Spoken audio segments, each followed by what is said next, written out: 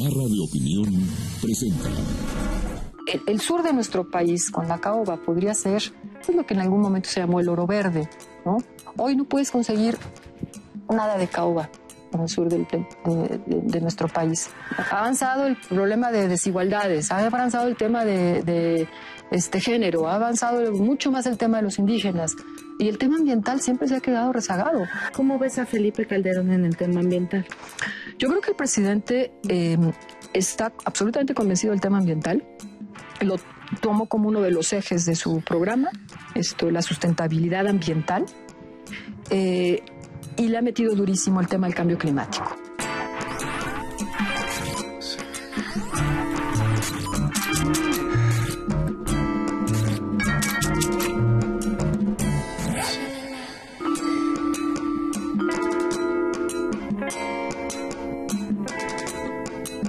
Julia Carabias, secretaria del Medio Ambiente entre 1994 y el año 2000.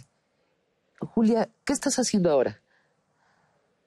Estoy trabajando nuevamente en la Universidad Nacional Autónoma de México, en la Facultad de Ciencias, y colaborando con la organización no gubernamental Natura y Ecosistemas Mexicanos en un proyecto que tenemos de desarrollo regional sustentable, de manejo de recursos y de conservación de las áreas naturales protegidas de la selva lacandona.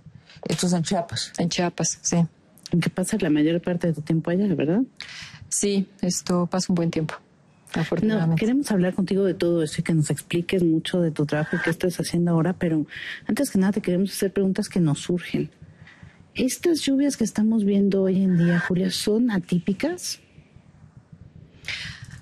Yo creo que lo que nos está pasando y vemos ahora en las noticias y sabemos de muchísima gente que conocemos de cómo está viviendo las condiciones en el norte de la República, ¿no? En Tamaulipas, en Nuevo León, en Coahuila, en una situación de desastre muy dramática, pues nos hace reflexionar qué tanto estas lluvias son lluvias de las variaciones que existen a lo largo del año y a lo largo de los años, y qué tanto este tipo de eventos que estamos viviendo tiene que ver con algo que se está convirtiendo en atípico hoy y que ojalá y mañana no sea el denominador común, ¿no? Que ese es el gran riesgo en el que estamos.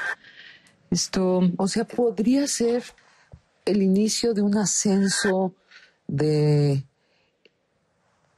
la cantidad de agua que se derrama del cielo a la tierra. O sea, podríamos estar al principio de algo que se va a quedar con nosotros y que tal vez incluso va a aumentar.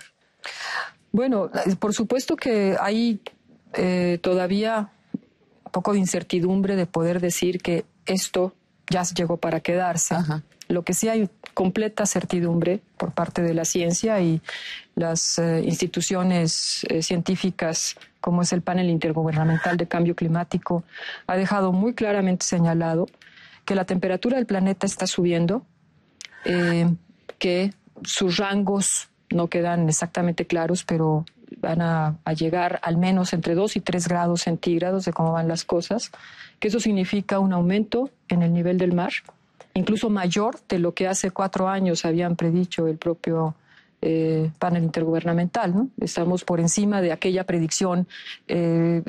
Había predicciones de las más o menos optimistas y de las pesimistas, y rebasamos la pesimista, ¿no? Ah, caray. Entonces, no cabe duda que estamos en un problema de que hay una tendencia hacia el calentamiento de la atmósfera, y que al calentarse la atmósfera y por lo tanto calentarse el agua, entonces generan cambios en los fenómenos climáticos. Los vientos, que son los que nos están provocando fundamentalmente las lluvias, tanto del lado de, digamos, América, particularmente en nuestro país, que estamos rodeados de mares, ¿no? Entre el Golfo, el Atlántico, el Caribe, el Pacífico, y que recibimos los vientos alisios. Estas modificaciones que va habiendo paulatinas del calentamiento del mar, que impactan en los vientos y por lo tanto impactan en la cantidad e intensidad de lluvias, es una tendencia que se presenta no solamente aquí, sino también se está presentando en otras partes del planeta, ¿no? Esto mismo con los monzones en la zona de Asia. Entraremos al cambio climático, este tema de nuestra época insoslayable. Pero hablemos un poco más de la dimensión humana de este desastre. ¿Eran previsibles estas lluvias hace 3 meses? No, eso no se puede predecir.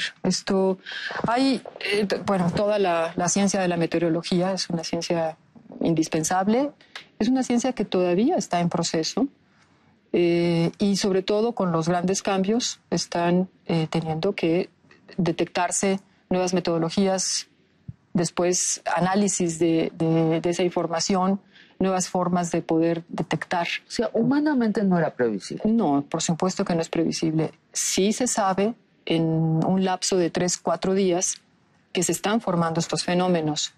Más o menos se puede predecir por dónde pueden ser sus rutas, pero tampoco se puede saber exactamente porque está dependiendo de muchos otros fenómenos que se están formando al mismo tiempo y como producto de estos. De repente puede entrar una corriente y baja, digamos, del norte y lo baja.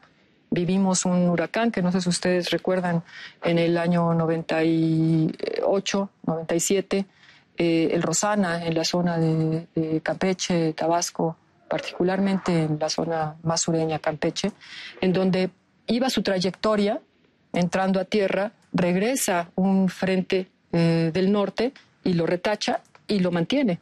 Es lo mismo que pasó con el Mitch. Se estaba formando y de repente el Mitch se estanca y toda la lluvia cae sobre puntos muy localizables.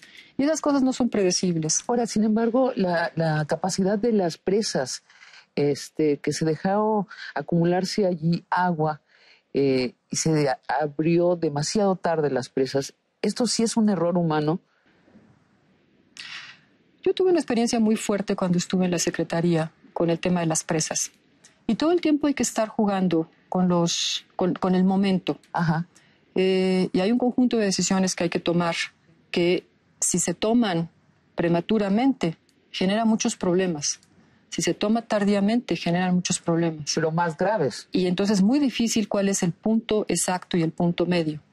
Si sabemos que la lluvia va a parar, es un escenario. Aunque sepamos que los niveles están ya llevando a las presas a un tope prácticamente de sus capacidades.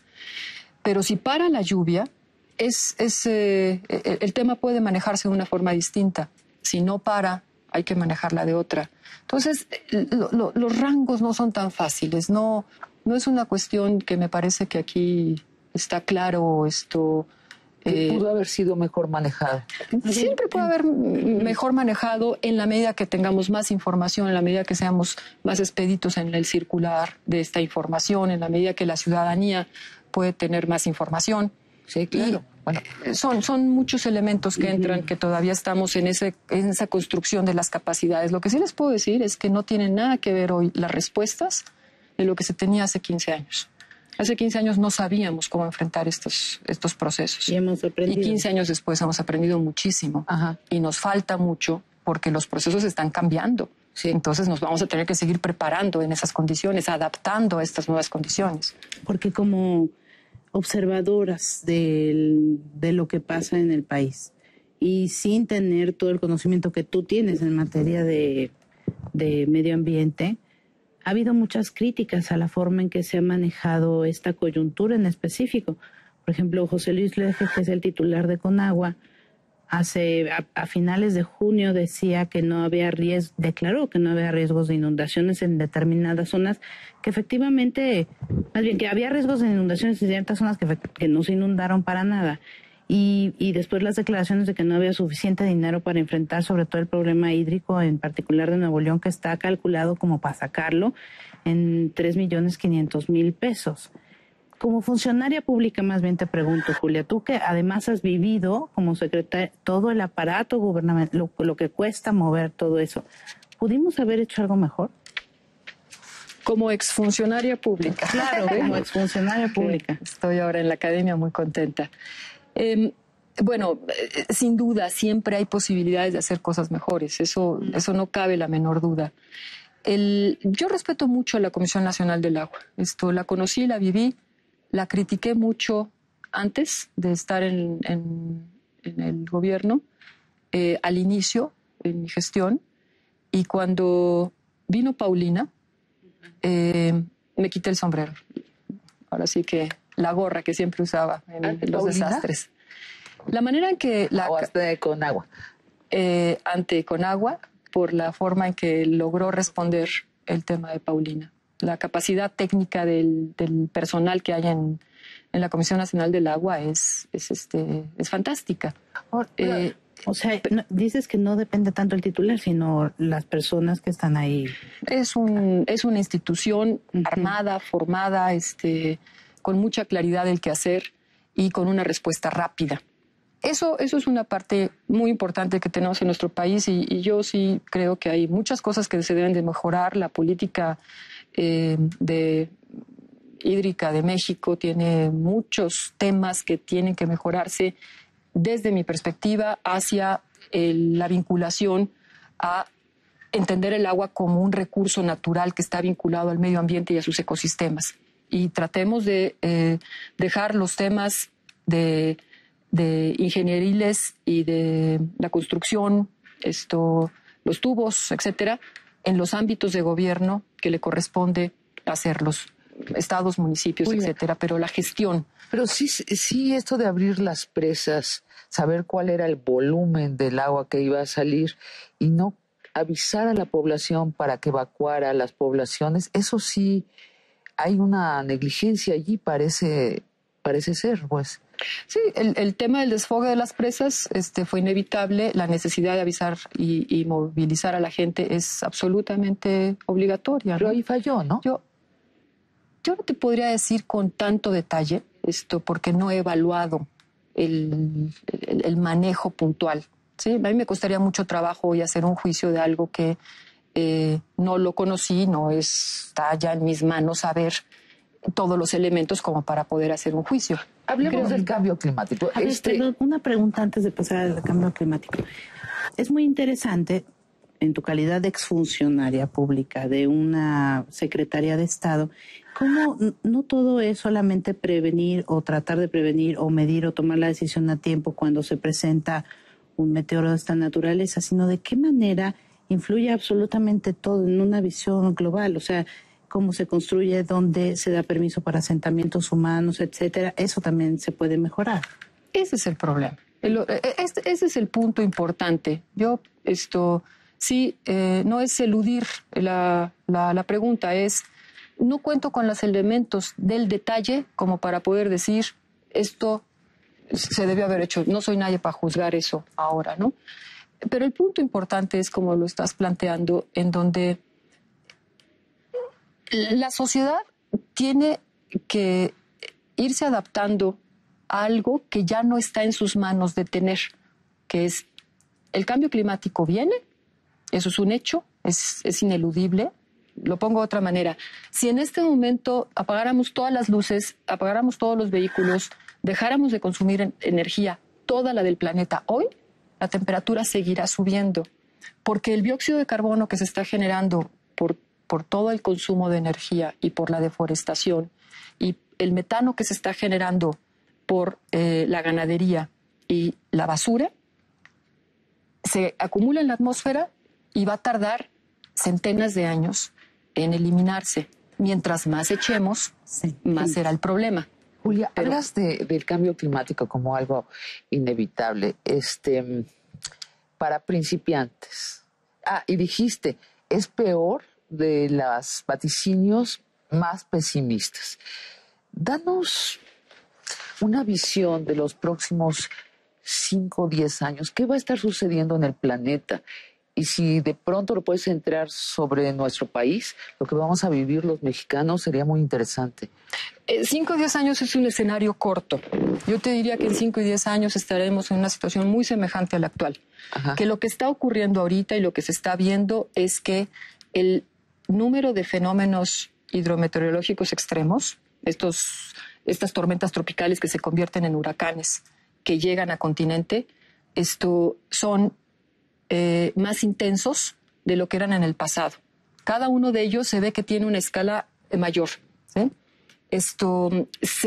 Se empieza a vislumbrar que son más, pero eso no se tiene del todo seguro. Ajá. Pero digamos así, más sencillito, más de libro de texto, están incrementándose el número de estos fenómenos hidrometeorológicos extremos, tanto en sequías como en huracanes, porque hoy estamos hablando de los huracanes porque nos acaba de tocar, pero hace unos meses estábamos con el problema de sequías, y son los dos producto del cambio climático, ¿sí? Se nos están poniendo en extremos. Sequías, huracanes también, Sí, inundaciones. Lluvias, inundaciones. Sí, esos son los temas que vamos a ver, el crecimiento del nivel del mar, ¿sí? Y después el zonas impacto, inundadas, por lo tanto, ¿no? Pues, es decir, por supuesto, permanentemente costas, inundadas, costas. Digo, islas en el planeta que van a desaparecer, en la zona... ¿Islas de qué tamaño van a desaparecer? Pequeñas, pero habitadas, ¿no? Y hay muchos países en Naciones Unidas que levantan la mano, y yo qué, ¿no? Entonces sí, es un problema muy serio. Oye, pero en un lapso más largo de tiempo, ¿sí? No, sí. Estamos pensando que en el resto del siglo vamos a tener, si no hiciéramos nada, esta situación catastrófica. Si nos ponemos las pilas todos, y ojalá y Copenhague 16 resulte positivo, entonces podemos amortiguar un poco las cosas para irnos en los escenarios que tenemos actuales, que no son nada amables ya tenemos problemas, ya hay una serie de impactos con la naturaleza, con un conjunto de relaciones planta-animal que nos impacta la producción de alimentos, etcétera. Ya se están dando todos esos procesos, empiezan a ver. 5 o 10 años más de lo mismo, siempre y cuando no le metamos freno a lo que estamos haciendo. Pero por ahí vamos. Y yo en eso todavía traigo un poco de optimismo. Creo que estamos empezando como humanidad a reaccionar a esos frenos. Oye, Julia, sí hay que hablar de las políticas públicas que hay que hacer y lo que podemos hacer como ciudadanía también, pero siempre me pregunto, cuando hablamos de este escenario catastrófico, a mí sobre todo hablando de las costas que desaparecerían. Yo tengo muy clavada esta imagen de una verdad incómoda de Al Gore, donde en el área de Estados Unidos básicamente dice esto desaparecería. ¿Hay alguien que tenga trazado en México el escenario para el país? ¿Qué zonas del país estarían en riesgo de desaparecer en el mediano plazo? Ninguna de desaparecer, cambios importantes. El Instituto Nacional de Ecología hace los inventarios de cómo estamos emitiendo y hace los escenarios de qué nos puede estar pasando en las siguientes décadas. Zonas más secas en la zona norte, zonas con mayor cantidad de lluvia en la zona sur, pero más estacionalidad. La lluvia es más, está distribuida como un clima natural a lo largo de todo el año. No hay ningún mes que deje de llover en las zonas de las selvas, pero empieza a concentrarse la cantidad de agua. Más agua en las épocas de lluvia y menos agua en la época que corresponde a las secas. Entonces empiezan a ser más extremos esos procesos. Eso es lo que se está previendo. Eso va a tener impactos en la producción de alimento, por supuesto. Eso va a tener impactos en la distribución de la flora y de la fauna. El panel intergubernamental de cambio climático estima extinciones masivas de especies mucho mayores de las que fueron los episodios tipo la época de la extinción de los dinosaurios, pero en décadas, en vez de en miles de años que ocurrían en esos procesos. Y en esos procesos de extinciones en el pasado, da tiempo a que las especies evolucionen. En estos procesos cortos por fenómenos antropogénicos, como es el cambio climático, es producto de la humanidad, no da tiempo a esos procesos. Entonces, sí hay escenarios que nos empiezan a decir aguas textualmente, ¿no? Aguas y secas. Aguas y secas. En las partes altas de las montañas, pues habrá procesos en donde ya no se puede seguir más arriba de los niveles fríos, cuando las especies quieran migrar a sitios más frescos porque están adaptadas a eso, pues se les acabó su piso altitudinal, ¿no? Y eso puede ser un problema migraciones importante. También migraciones, ¿no? Por supuesto. Claro, ahí tocas un punto importantísimo. Estas migraciones se pueden dar siempre y cuando excepto en el caso de las aves, que son muy claras y se escapan, ¿no? Por el espacio aéreo. Pero las que tienen que migrar por tierra, ¿cómo vas a migrar cuando los ecosistemas están todos fragmentados? Las tasas de deforestación de México son altas. Y tenemos una gran cantidad todavía de ecosistemas, pero fragmentados, y pasan por el medio todo el proceso de desarrollo urbano, agrícola, pecuario, y entonces se van quedando aisladas. Entonces dices migraciones, pero ¿cómo brincan las poblaciones de un lado a otro si tienes estos espacios de animales y de humanos también, ¿no? A mí me tocó escuchar a Edward Wilson en Berkeley, ¿no? Y decía que en el sueño de la humanidad detrás de ese sueño hay otro sueño inconfesable, que cuando nos acabemos el planeta nos vamos a ir a otro planeta, ¿no? Ese es un sueño. Otro es que, bueno, pues mucha gente se va a morir. Mucha gente se va a morir y los ricos se van a ir a colonizar estas partes que van a ser al norte, que van a ser encantadoras, van a comprar sus casas allí. ¿Qué hay de esos sueños? ¿Es posible? ¿Es posible que nos acabemos el planeta? Esa sería la pregunta primera. Y la segunda es, ¿posible de veras que como especie migremos de este planeta? Sin meternos a la justicia social, ¿verdad? Porque sí, no, eso es ya... otro tema, ¿no? No, yo pienso que la humanidad ha respondido a veces un poco más tardía, a veces un poco más en alerta temprano a las crisis y hemos sido capaces de brincar los grandes problemas que nosotros mismos estamos generando. Pero dices que lo que ya iniciamos, aunque mañana apagáramos todas las luces, va a seguir. Sí. ¿Dijiste décadas o...? En el resto del siglo va a seguir. Años. Pero podemos sobrevivir en una condición que el propio el foro internacional, las COPs han planteado de que 2 grados los aguantamos. Bueno, y 3 grados los aguantamos. Que todo lo arreglamos con tecnología. ¿Hay manera de revertir esto con tecnología? No, eso es totalmente equivocado. Si nosotros apostamos a que todo lo vamos a resolver con tecnología, esto nos va a salir el rebote por otro lado, porque la tecnología requiere nuevamente energía, aunque sea más eficiente, etcétera. Vamos a tener siempre rebotes. Lo que tenemos que hacer es preventivos. Entonces hay dos líneas grandes que tenemos que seguir. Una es detener, mitigar, hacer menos daño, y la otra es adaptarnos. ¿Cómo adaptarnos? Con un conjunto de capacidades. Una capacidad de adaptación es, en cuanto tengamos la educación necesaria, los mecanismos de información, la ciencia correcta, la forma de transmitirlo, estos que se llaman desastres naturales, porque el desastre no es que sea natural, es un fenómeno hidrometeorológico natural que pega en un sitio que está ocupado, mal ocupado, y esta pregunta la dejamos un poco en el aire, o comentario que hiciste que te decía que ese era el problema. Cuando la gente está colocada en las barrancas, cuando la gente está en los cauces de los ríos, porque unos años está seco, Santa Catarina, y a los otros años está como está hoy, esto claro que hay problemas y se convierte en desastre natural porque la sociedad se ha metido ahí. A mí por eso no me gusta la palabra del desastre natural, es un desastre social por un fenómeno natural, ¿no? Entonces, esos son los procesos que nosotros podemos mejorar en nuestra adaptación. En la medida que tengamos la información correcta de cuáles son los sitios de alto riesgo, que tengamos los ordenamientos adecuados, que se reubique la población, medida muy difícil, políticamente absolutamente impopular, pero hay que enfrentarla. Hacerla bien, hacerla con la justicia social necesaria para que no se afecte la gente más desprotegida. Podemos resolverlo en ese sentido, podemos bajarle a la bronca, pero como vamos, tenemos que cambiar. También, y no es de tecnología. También hay un paradigma, esta cosa de hablar del desastre natural como si nosotros estamos fuera de la naturaleza, como si la naturaleza es el paisaje. También hay algo que está pasando muy importante culturalmente, ¿no?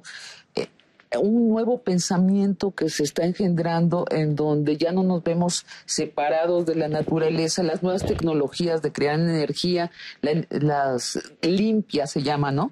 Por supuesto, yo creo que de entrada con ese tema del cambio climático lo que se requiere es una revolución industrial que va a requerir nuevas tecnologías. Eso por supuesto. Pero tenemos que también entrarle a un cambio en los patrones de consumo y en los patrones de producción.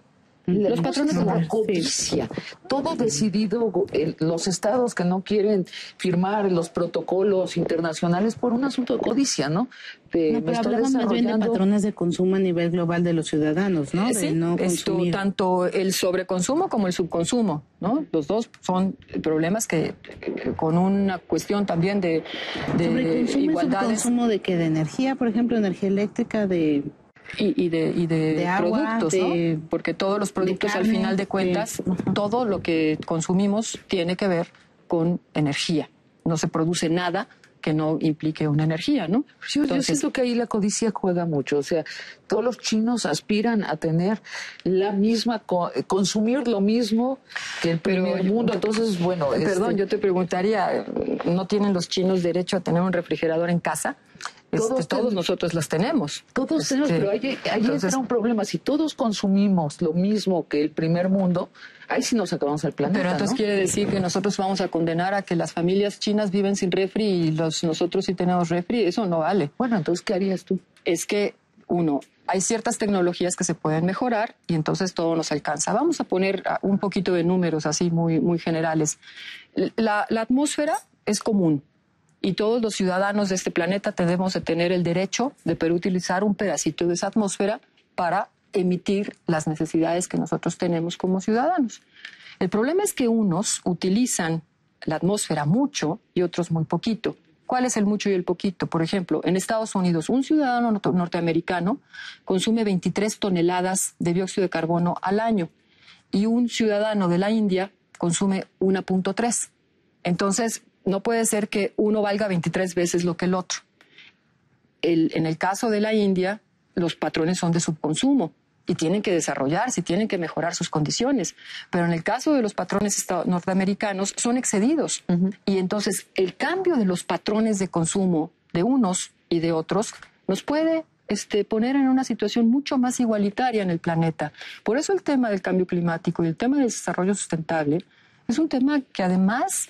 es una cuestión filosófica, es una cuestión de planteamiento, es una cuestión que lleva inmersa la justicia social, el que todos los habitantes de este planeta tenemos derecho a vivir en buenas condiciones de vida y no tenemos derecho a acabarnos el medio ambiente. Sin comernos lo que le toca a los otros. A los futuros, ni a los de hoy ni a los del futuro. ¿Sí? Por eso es un compromiso transgeneracional que éticamente es impecable.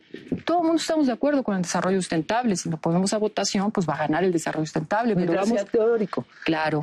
Ponte entonces a que bájale al nivel de consumo personal, de país, y plantea otro tipo de opciones tecnológicas. Sí. Ahora, nos estamos yendo mucho al consumo de la energía, pero hay un punto importantísimo en todo esto que tiene que ver también con que una de las fuentes de producción de dióxido de carbono está vinculado con la tala de los bosques y selvas, la quema para eliminar los residuos y la agricultura y la ganadería. Entonces, ese cambio de uso del suelo está generando dióxido de carbono, está impactando también al calentamiento global, pero con el añadido gravísimo de que con eso estamos acabando nuestro patrimonio natural y estamos acabando con el hábitat de las especies de flora y fauna. Sí. Y están habiendo procesos de extinción. Entonces perdemos en biodiversidad, que es el producto de la evolución de la vida, y los humanos no tenemos derecho por qué interrumpirla y decidir cuáles sí y cuáles no siguen viviendo. Y dos, es un proceso que estamos generando más emisiones de gases de efecto invernadero. Eso no tiene ningún problema de pararse. Requieres una asistencia técnica, requieres recursos económicos y requieres de aplicar la tecnología que se conoce. Oye, ahí te falta algo, perdón. Voluntad política. Pues sí, voluntad política, políticas a todos los niveles de gobierno, no es inviable. No es que estemos en una situación de que no sepamos qué hacer. Claro que tiene soluciones este problema. Claro que está en manos de la sociedad y gobierno. Son casi simbólicos cuando los gobiernos no están implementando políticas. Este problema de la toma de conciencia impacta en dos sentidos muy importantes. Uno, la aceptación de un cambio de patrón de consumo. Pero dos, la generación de una masa crítica que esté empujando al gobierno. Todos estos problemas hacia el desarrollo sustentable implican confrontación con intereses económicos. Claro. Y si no hay una fuerza social que dice, sí, eso hay que hacerlo por el bien de la humanidad presente y futura, entonces el gobierno dice, yo no me aviento ese costo político, pues sí, ¿no? Están pensando en la próxima elección muchas veces, Julia, ¿no? Desgraciadamente, pues. Me da mucho gusto saber que sabemos qué hacer, ¿no? Que hay un plan. Tú decías hace rato y te interrumpimos que sabemos qué hacer, se aumenta 2 o 3 grados la atmósfera. ¿Se aumenta más si nos morimos? No nos morimos, nos va a ir como en feria. Como en feria. O sea, ¿cómo nos va a ir? El problema en la biodiversidad, de extinciones de especies sería tremendo, el problema en la producción de alimentos sería tremendo. Claro que si esto va a 4 grados o a 6 grados, ustedes no sé si hayan visto un documental que se llama así, 6 grados, No. pues sí es tremendo, ¿no? El asunto es ya de una escala en la que esto está fuera de nuestras manos. Sí, bastante apocalíptica para la humanidad. Pero de nuevo, apelo a que tú eres una destacadísima científica, pero que también fuiste funcionaria pública, y yo no veo que los políticos, no solo de México, sino del mundo, lo estén comprendiendo. ¿Estoy mal?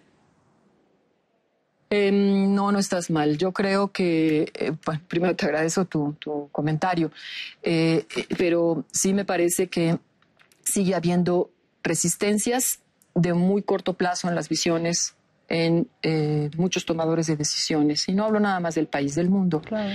Estamos encontrando otra vez las voces que dicen, es que mientras nosotros seamos pobres no podemos atender el problema del medio ambiente. Exacto. Y es una absoluta falsedad. Nunca vamos a atender el problema de la pobreza si no atendemos el problema del medio ambiente. Un país que pierde sus recursos naturales es un país que ya se va a convertir en pobre en automático. Entonces, la riqueza natural, claro, la riqueza natural que tenemos es nuestro potencial de desarrollo, es donde está el agua, es donde están las materias primas, es donde están los servicios ambientales, y si esos los perdemos, pues no vamos a tener dónde producir, ¿sí? Entonces, me encantó tu expresión, dice, no, a los humanos nos va a ir muy mal, porque si desaparecemos nosotros, no pasa nada. Al planeta le va a ir muy bien.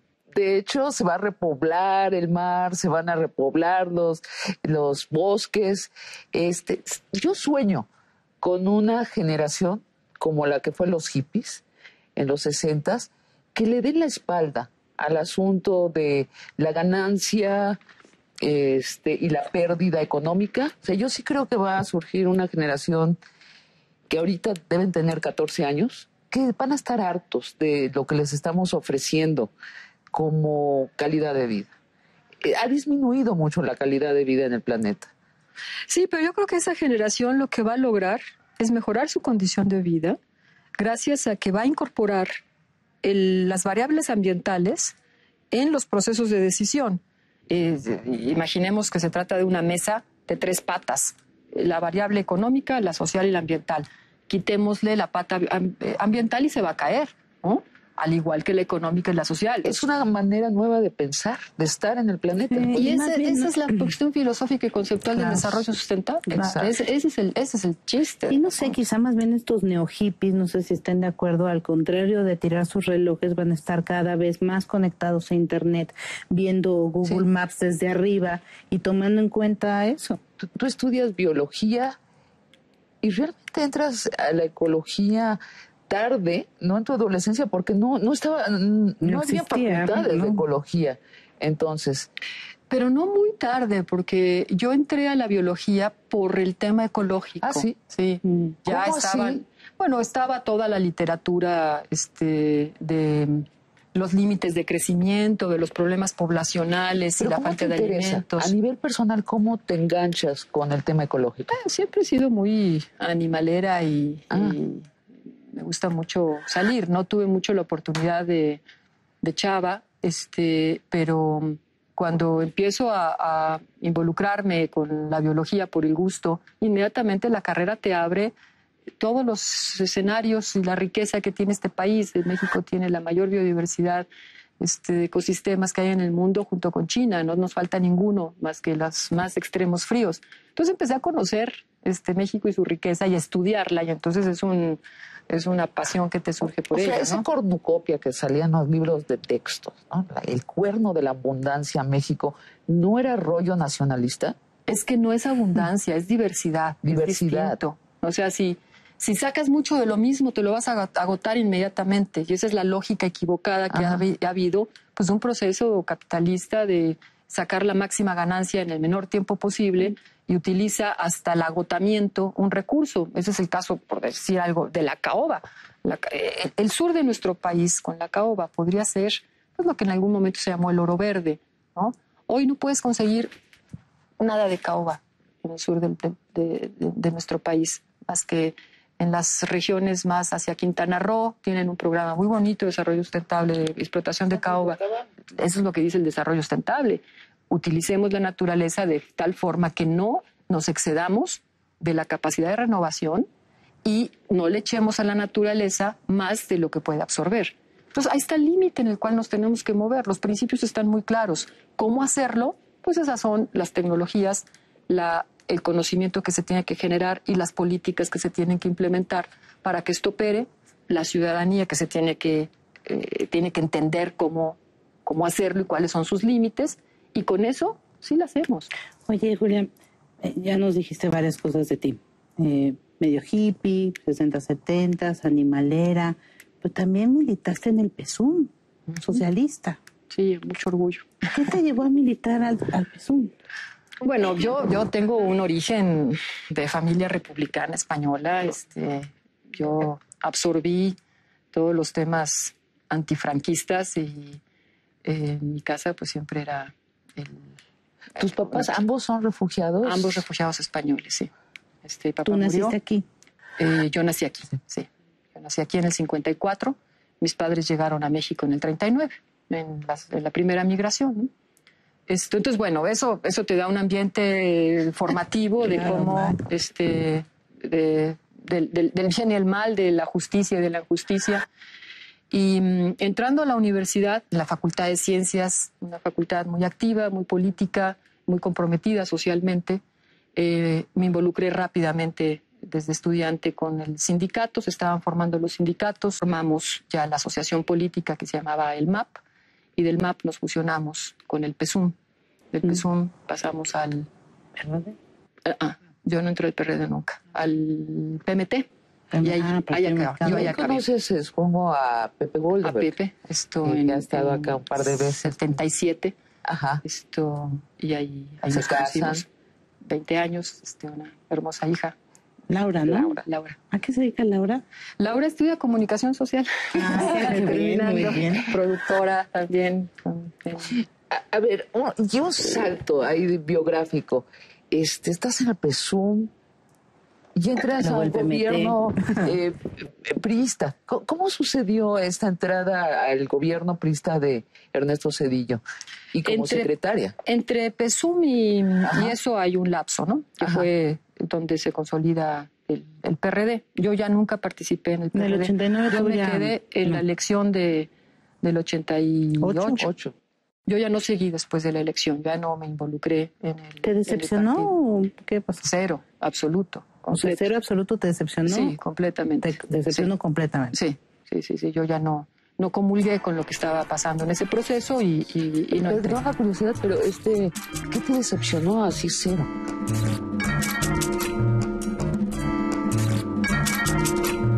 ¿Qué te decepcionó así cero? El manejo de la información posterior al proceso. Pero vámonos al tema. Déjenselo a los conocedores, el otro paquete, ¿no? Entonces, ante tu pregunta, no me acuerdo qué fue, 88, yo ya estaba para entonces trabajando en un programa. Mi formación primera académica había sido más en la parte de ciencia básica. Yo estaba trabajando con 75 especies de plantas, observando su floración, fructificación y caída de hojas a lo largo del mes durante 10 años.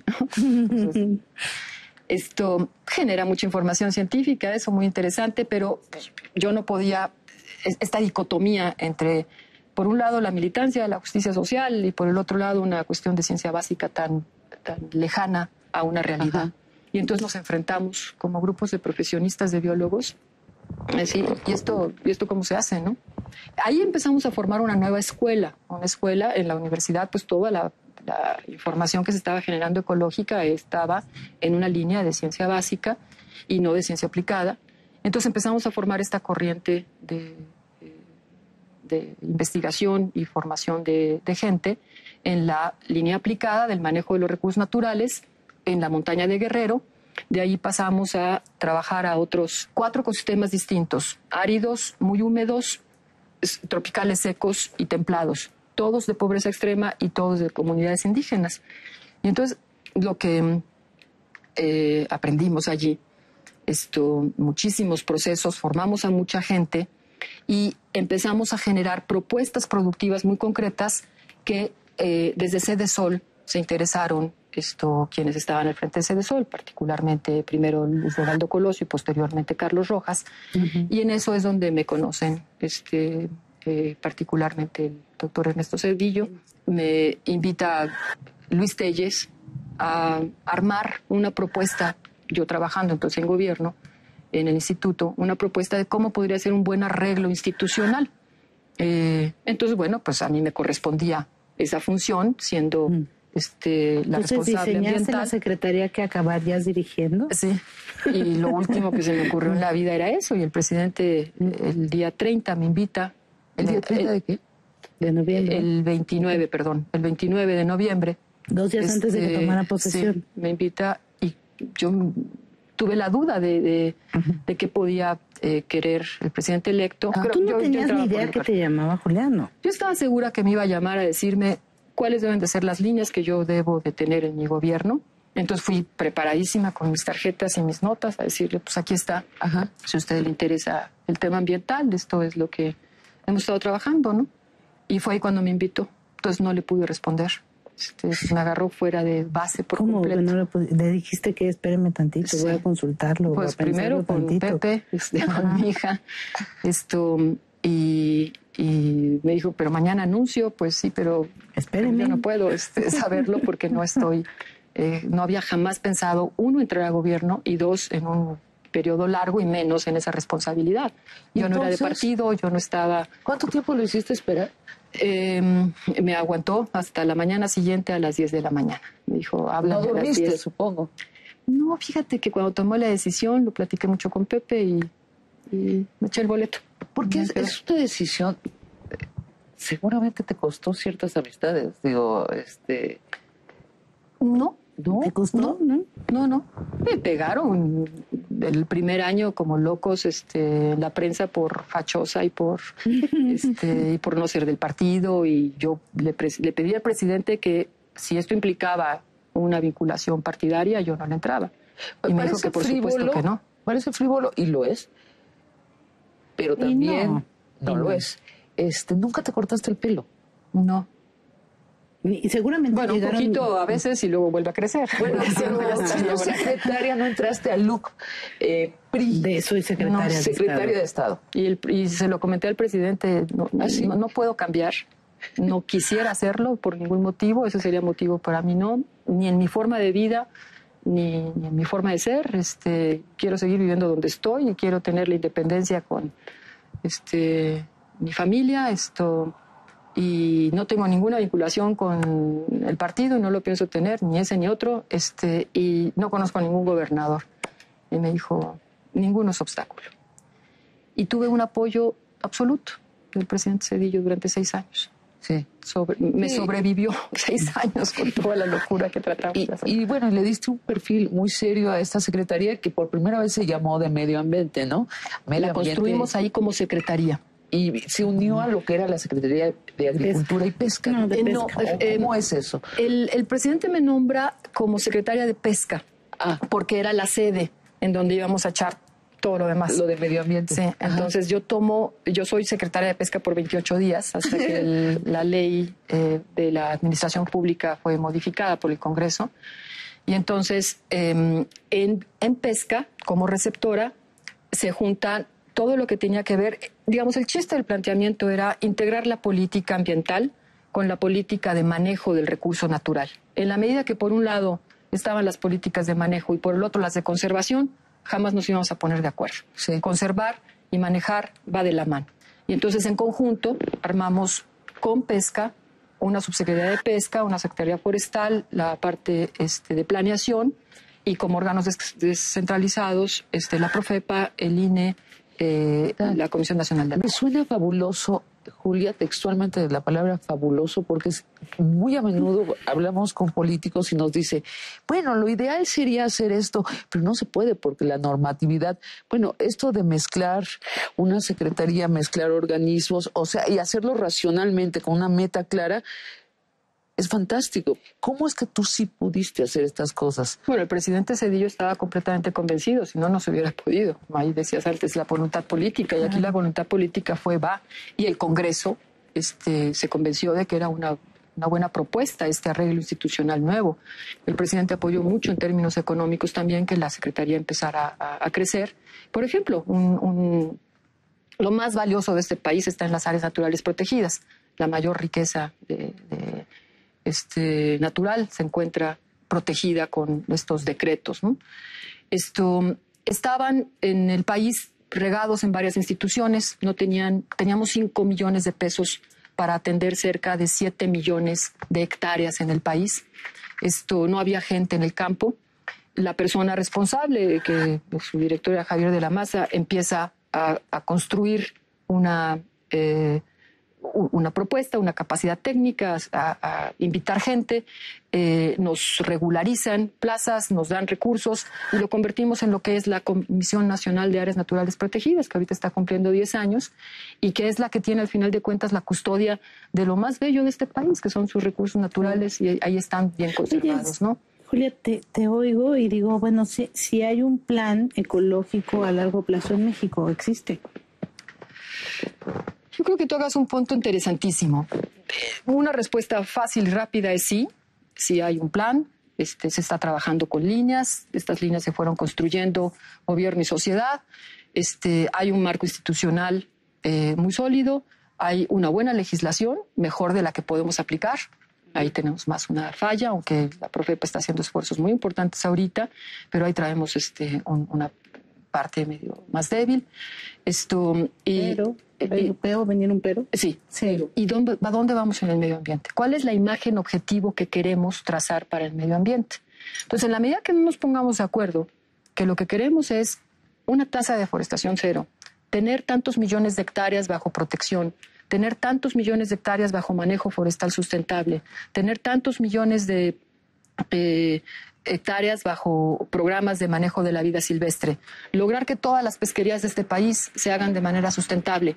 Si no logramos tener eso en metas y en cifras, entonces pues el programa es un poco... ¿Por qué no tenemos esta visión? Porque el tema ambiental no ha sido tema. Porque ha avanzado la democracia muchísimo. Ha avanzado el problema de desigualdades, ha avanzado el tema de género, ha avanzado mucho más el tema de los indígenas. Y el tema ambiental siempre se ha quedado rezagado. Ha sido un punto y aparte en los capítulos. Lo que es muy claro es, tú tienes esta cartera. Después llega Fox y pone a Víctor Lichtiger.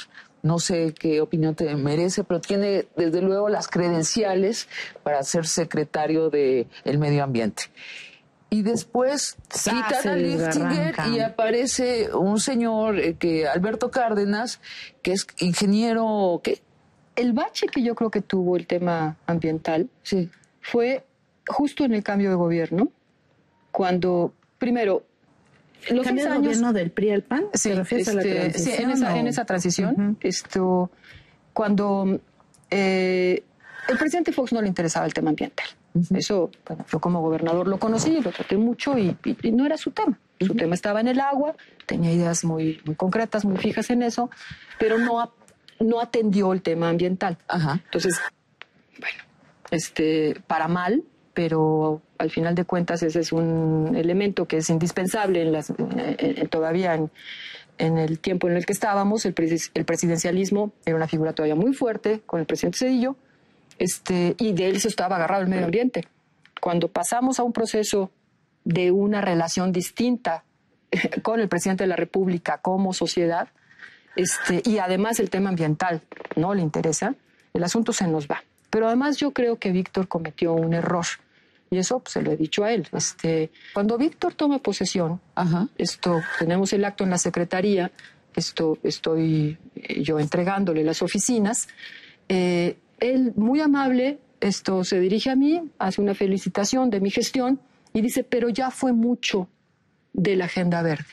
Ahora nos vamos a otras agendas. Y en ese momento mató a un tema, ¿no? Eso fue un problema, una señal muy fuerte. Una segunda fue, despidió a toda la gente. Lo que no tuvo verdaderamente decencia en eso, persiguieron a la gente a la mejor gente absolutamente inocente. ¿La persiguieron? O sea, por malversación de fondos, cosas así. No, buscándole lo que se pudiera. Y juicios de 2 años hasta que no hubo nada que comprobar. Fueron 3 años de persecución. Eso no vale. ¿Y por qué fue? Porque había que distinguirse. Por una rivalidad política. Era el ímpetu que traía el cambio de gobierno, ¿no? El cambio de gobierno era de aquí para acá todo estuvo mal, de aquí para acá lo vamos a hacer bien. Ajá. Y el lema era, hoy lo vamos a hacer bien. Ahora sí se va a hacer bien. Entonces, ya. Sí, ¿no? Todo el tiempo lo estábamos escuchando. Ahora sí se está haciendo bien. Eso te aguanta 1 año. Sí. Al segundo año ya fuiste el responsable del año pasado. Sí. Y al tercer año empiezas a pedir cuentas. Y no pudieron dar cuentas. Y después lo sacan a él.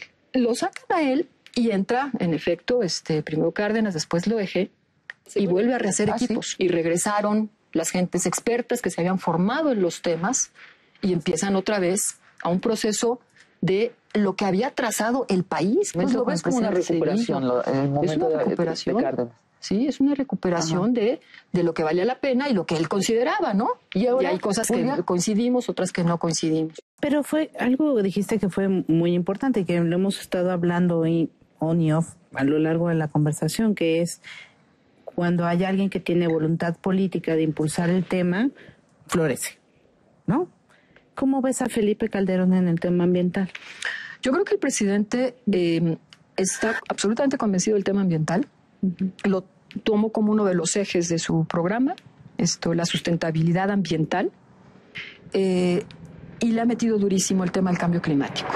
Y México tiene líderes en el tema de cambio climático. Y este empuje que ha habido en el contexto de cambio climático ha tenido una cosa muy interesante, y es que no se ha limitado al problema simplemente de la energía, sino que se ha sumado con los cobeneficios que tiene atender esta agenda, que tiene que ver con la agenda verde. A ver si esto va constituyendo un proceso de política pública de largo plazo. Muchísimas gracias. De nada, salud. Gracias, un gusto. Fantástico estar con ustedes. Qué padre. Sí, fantástico. Entonces, Barra de Opinión presentó.